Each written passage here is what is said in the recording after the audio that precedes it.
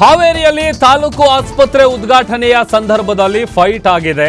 Ribbon cut ಮಾಡೋದಕ್ಕೆ ನಾ ಮುಂದು ತಾ ಮುಂದು ಅಂತ ಗಲಾಟೆ ಆಗಿದೆ.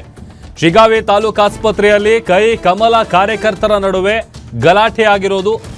ಕಾರ್ಯಕ್ರಮಕ್ಕೆ ಪ್ರಹ್ಲಾದ್ ಜೋಶಿ, ದಿನೇಶ್ ಗುಂಡೂರಾವ್ ಅವರು ಆಗಮಿಸಿದ್ರು. ಸಿಎಂ ಆಗಿದ್ದಂತ ಸಂದರ್ಭದಲ್ಲಿ ಆಸ್ಪತ್ರೆಗೆ ಅನುದಾನವನ್ನ ಕೊಟ್ಟಿದ್ರು ಬಸವರಾಜ ಬೊಮ್ಮಾಯಿ ಅವರು. ಇದೀಗ ಹೆಚ್ಚಿನ ಅನುದಾನವನ್ನ ಶಾಸಕ ಯಾಸಿನ್ ಖಾನ್ ಪಠಾಣ್ ಅವರು ತಂದಿದ್ದಾರೆ. ಆದರೆ ಉಪಕರಣ ಇಲ್ಲದೆ ತರಾತುರಿಯಲ್ಲಿ ಆಸ್ಪತ್ರೆ ಉದ್ಘಾಟನೆಗೆ ನಿರ್ಧಾರ ಕೈಗೊಂಡಿದ್ದಾರೆ. ಈ ಕುರಿತು ಮಾಜಿ ಸಿಎಂ ಬೊಮ್ಮಾಯಿ ಅವರು ಬೇಸರ ಹೊರಹಾಕಿದ್ದಾರೆ. ಈ ನಡುವೆಯೂ ಇಂದು ಆಸ್ಪತ್ರೆ ಉದ್ಘಾಟನೆ ಮಾಡುವಾಗ ಗಲಾಟೆ ಆಗಿದೆ.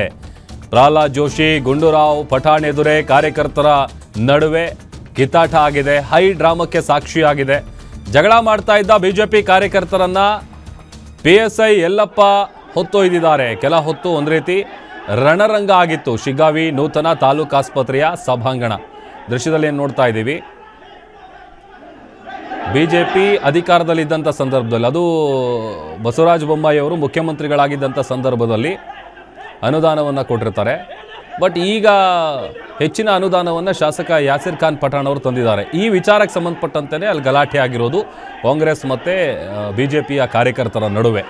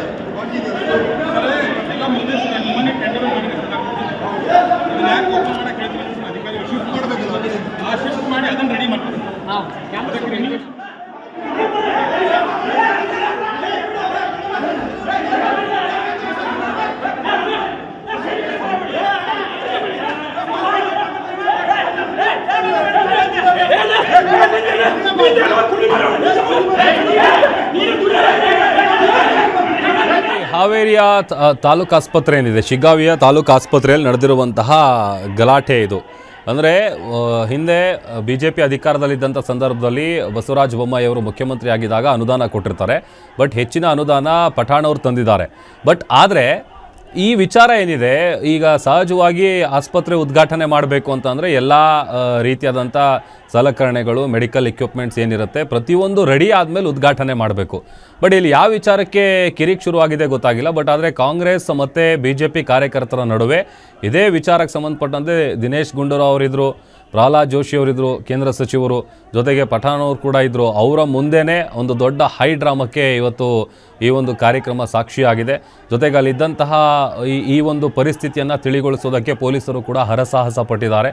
ಕೆಲವ್ರನ್ನ ಕರ್ಕೊಂಡು ಹೋಗುವಂಥ ಕೆಲಸ ಕೂಡ ಆಗಿದೆ. ಜಗಳ ಮಾಡ್ತಾ ಇದ್ದಂಥ BJP ಕಾರ್ಯಕರ್ತನನ್ನು PSI ಅವರು ಹೊತ್ಕೊಂಡು ಹೋಗಿರುವಂತಹ ಪ್ರಸಂಗ ಕೂಡ ನಡೆದಿದೆ. ಅಷ್ಟರ ಮಟ್ಟಿಗೆ ಯಾವುದೇ ರೀತಿಯಾದಂಥ ಉಪಕರಣ ಇಲ್ಲದೆ ತರಾತುರಿಯಲ್ಲಿ ಆಸ್ಪತ್ರೆ ಉದ್ಘಾಟನೆ ಮಾಡಿದ್ದೇ ಈ ಒಂದು ಗಲಾಟೆಗೆ ಕಾರಣ ಅಂತೇಳಿ ಮೇಲ್ನೋಟಕ್ಕೆ ಗೊತ್ತಾಗ್ತಾ ಇದೆ.